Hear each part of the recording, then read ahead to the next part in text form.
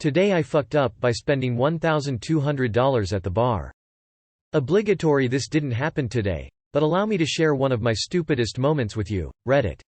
I was working in trades as a 20-yo at the time, making too much money every week for my own good. My group of colleagues and I decided to go to this restaurant that evening. Canadian here, so legal age was 19. Some of the guys brought their partners, and so the group was roughly 15 of us. Fun was had, drinks were flowing, and out came the shot ski, not at my request, but seeing as I was the youngest of the group, I was requesting the drinks for each round of shots, which I partook in about 8 or 9 rounds, rapid fire style, making sure everyone who was game got a turn.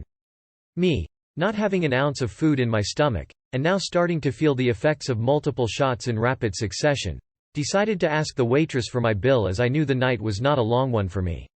The night was already starting to blur, I only remember bits and parts by this point. So she brings me the bill, which included roughly 30 plus various 1 ounce, 2 ounces shots, was already up to about $300. I, not wanting to ask her to split it up as I was trying to impress, decided I wanted to pay in cash. Don't ask why, I do not know why. So I stumbled myself over to the front of the bar where 2 ATMs were and attempted to withdraw $400. I stood there, probably longer than I remember, and nothing happened. I feel a tap on my shoulder from the bouncer, who was probably watching this whole thing with amusement, who said to me, "Try the other one," pointing to the other ATM. So I stumble over there, try to withdraw $400 again, and nothing happens. I hit cancel, wait for it to eject my card, and promptly walk away. The rest of the night was naturally a total blur. I remember a friend helping me into a cab, but unknowing to me, another friend took my keys as they didn't want me to drive home. I drove the 10 minutes, and had every intention on picking my car up sometime the next day. I woke up at 7 a.m. in the hallway of my apartment building, a $20 bill laying next to me, phone tucked into my shoelaces, sleeping against my apartment door. Realizing I didn't have my keys, but I somehow made it into the building, I figured my keys were somewhere between the front door and my apartment. Nope. Eventually I texted my roommate, who fortunately woke up to the ding, and let me in. Slept another couple of hours until 11 a.m. and in my self-inflicted pain, did the OL bank check. Lo and behold, I discovered that not only did I end up paying my bill with my card, but also both attempted $400 withdrawals were successful. To this day I swear that bouncer was watching me stumble around the whole time, and watched as dozens of bills exited the machine, unbeknownst to me. I also clearly had ordered a steak and chips dinner, and another pitcher, bringing the bill to close to $400. Made the hangover that much worse. Lol. Lesson learned, kids. Know your limit, drink within it. Too long did not read. Drank way too much, tried to withdraw hundreds of dollars, twice, and yeeted myself out of there, only to discover the next morning that both withdrawals went through as expected, as a nice pay-it-forward gift to the next ATM user? Wow, didn't even have strippers involved. Bouncer knew what was up and got a nice payday. Also clearly had ordered a steak and chips dinner and another pitcher. Pretty sure someone put that your tab, boss. This is less a lesson in drinking and more a lesson in not having garbage friends. Wow, that's an expensive night out.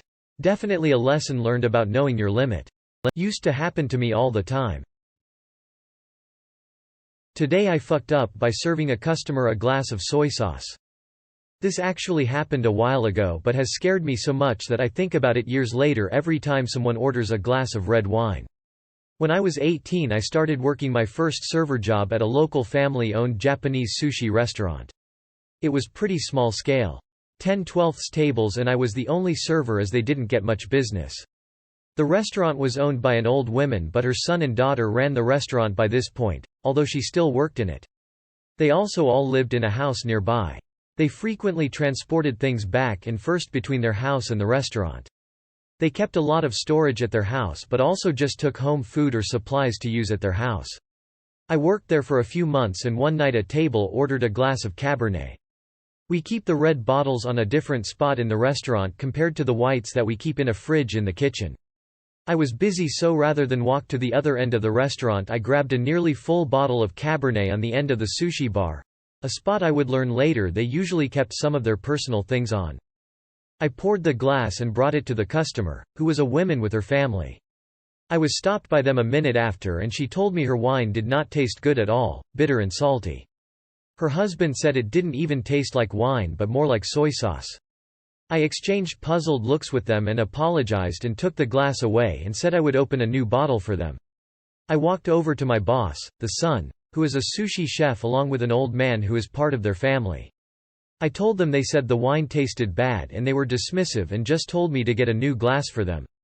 Then I mentioned how they said it tasted like soy sauce and my boss stopped rolling and looked up at me with a horrified look. He turned toward the old man and started speaking in Chinese to him. Yeah, they're Chinese running a Japanese sushi restaurant. And the more they were talking the more my stomach just sank. My boss tells me that the other sushi chef took an empty bottle of Cabernet and filled it up with soy sauce to take it home but left it on the counter. He confirmed I just served them a glass of soy sauce wine. I got them a new glass and explained what happened and profusely apologized. My boss then came over and apologized as well and took off all their drinks from the tab. They laughed it off and would continue to come back after that and make me so embarrassed by bringing it up every time. Now I'm terrified of every glass of red wine ordered. Too long did not read. My coworker filled a wine glass with soy sauce to take it home but left it out on the counter. I served it to an unsuspecting customer, causing a lifetime of embarrassment. This is much more of a, today, the other sushi chef, fucked up. You should have told them you were soy sorry. Yeah. Mislabeled containers is a huge work fuck up, not yours.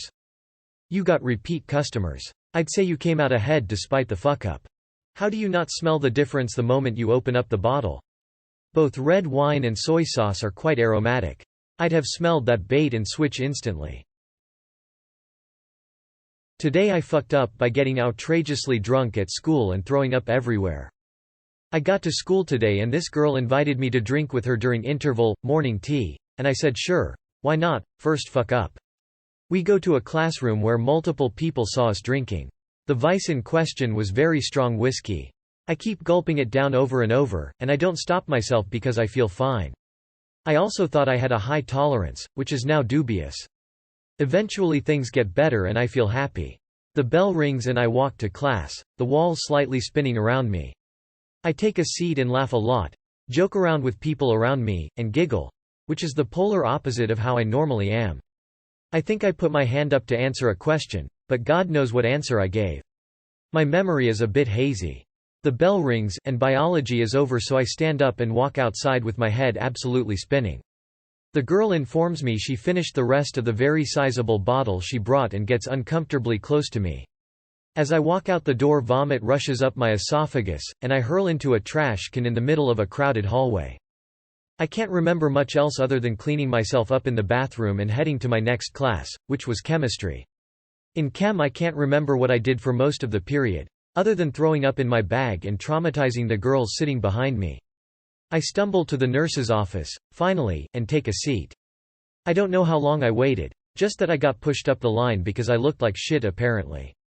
I sit down in the nurse's chair, she calls my mother, and I projectile vomit all over her floor as thanks.